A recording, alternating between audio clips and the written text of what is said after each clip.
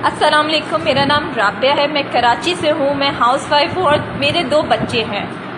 मेरे बच्चे को एपिलेप्सी का इशू है, जिसे आप आसान अल्फाजों में फिट्स कह सकते हैं। मैं किराए के घर पे रहती हूँ, जिसका किराया 20,000 रुपये है।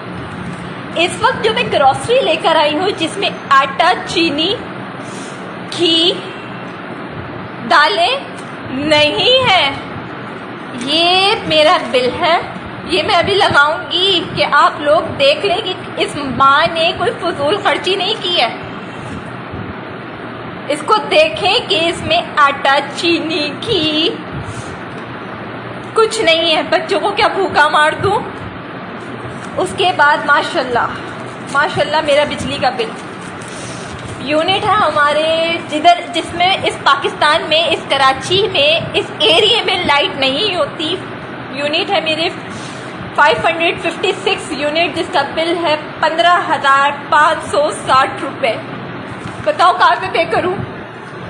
रेंट पे करूँ, ग्रॉसरी लेकर आऊँ, बिजली के बिल दे या टैक्स पे करे तुम लोगों को कि तुम लोगों की जेबें भर जाए। मेरे बच्चे को फिट्स पड़ते हैं, जिसकी मेडिसिन तुम लोगों ने इन 4 महीनों में माशाल्लाह इतनी महंगी कर दी है कि वो भी पिलाना छोड़ दूं। मैं उस मरियम नवाज में, उस शहबाज शरीफ से पूछती हूँ, क्या तुम लोगों को खुदा का खौफ नहीं है? खत्म हो गया है खुदा का खौफ, मरना नहीं है। कब्र भूल चुके हो कि तुम लोगों ने कब्रों में भी जाना है।